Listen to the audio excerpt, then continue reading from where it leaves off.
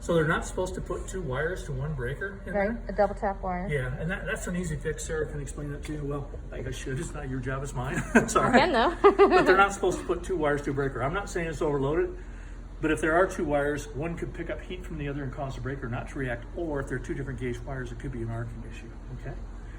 So it's a simple correction for the electrician to do there, okay? Now all these wires aren't considered exposed because they're above the perimeter of the ceiling joist here, so that's all okay, okay? Everything else in here looked okay. Out by the pool, I didn't see any issues. I would check with local safety codes with regard to pool safety. I know you have a proper fence. Check about locks and things like that.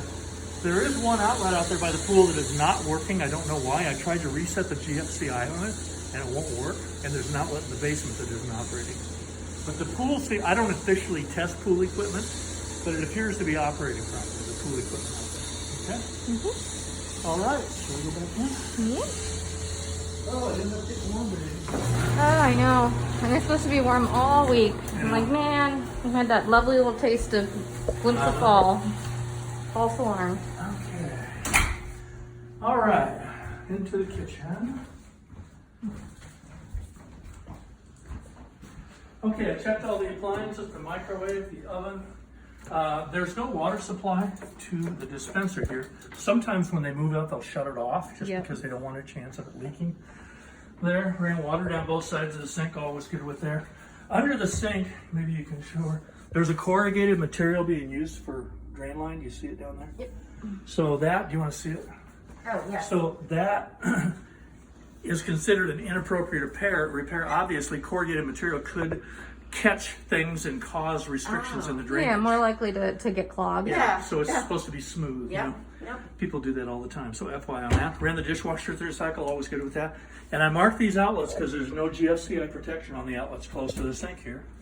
Now this window, you see the red sticker on it. I've got stickers all over the house, just as a courtesy to you, so when you come here, you can see the things that I'm talking about in the report. It'll refer to. It doesn't yet. By the time I finish it and send it to you first thing in the morning, it'll have all the explanation of all the colors of the stickers and stuff. So if I open this window, it slams back shut. See that? So there's some device in here that needs to be fixed or reattached or something. Could possible injury if it slams on a child's hand or something like that. Okay. Hot and cold water in the right position here. All good there. I'm going to bring my light along with me here. Alrighty. Okay. Here. So I'm out of your way. Okay, thank you. And coming through, here's the thermostat for the air conditioner furnace. I ran a test on the air conditioner, got a proper 18 temperature differential. All good there. Ran test on the furnace, it heats fine. Got no gas leaks, no carbon monoxide leaks from the furnace. All was good there. Okay. We do recommend a clean service and eval on a furnace. It's only 6 years old too. It was just installed in 14, so that's good. Good things about the house: 2-year-old roof, 6-year-old furnace and air conditioner, 4-year-old water heater, I think. So those are all good things. Some of the major components that are expensive to repair and replace are pretty new. But since we don't know last time it was serviced, it may not have ever been serviced since it was new. Some people just think, hey, my furnace is new, and they don't pay attention. But I would recommend a service, clean, and eval on it after 6 years, the first 6 years. Okay. All right, here the doorbell works fine here, and we have a proper carbon monoxide, or I should say a smoke alarm here. But there's no carbon monoxide detector on this level of the home. I don't see one anywhere, so that's required that we have CO detectors on both levels of our home.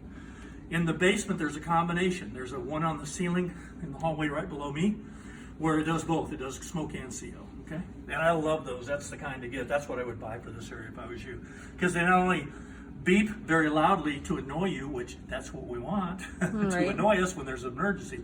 They say smoke or CO, whether it's So you know what the issue is, because you'll act differently depending on what the issue is. That makes sense. This sink is draining really slow. Now, all the other sinks in the house, in the other bathrooms, I filled all the sinks, filled the tub, drained the showers, flushed tubs, dumped everything. Everything drained fine everywhere else, and I ran the dishwasher and the clothes washer too. This is the only sink that was drained slow, so it's probably just hair in the trap. Yep. Yeah. Okay. GFCI is in this one. Good. Okay. This vent fan's kind of noisy. Oh yeah, I noticed that on the video when I. That's a $20 fix. It was much worse when I turned it on by accident. Was it? In the house, yes. Here you can see this window's fogged right here.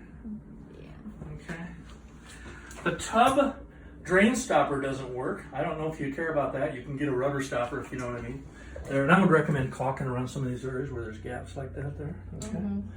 Okay. All right, and the shower was good here. Hot and cold water in the right positions here.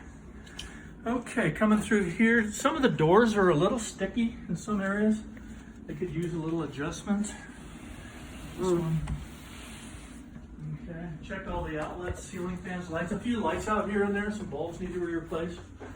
Windows are good in here, outlets are good here. Okay, and this is nice to have a little powder room. Now in the 60s, they very seldom in the 60s had a master bathroom like a powder room. Master here. So there's no GFCI in here, we'd like to have that.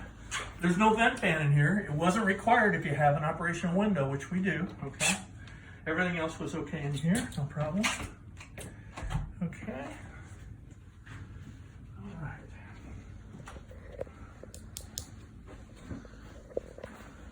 These rooms, no problems that I've detected anywhere. Ceiling fans, lights, windows, outlets, all seem to be okay. Good. Quick step. I'll just let you go ahead in there. This room, ceiling fans, lights, windows, outlets, no problems. And this is where the attic scuttle is. So I got up there, I'll have a picture of the insulation in the report. There's probably 14 to 16 inches of blown insulation, the 32 to 34 R value. Not bad for a home of this age. Okay. All right. Okay. I not want my ass in that video.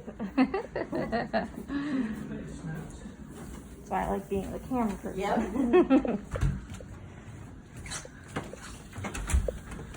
Okay.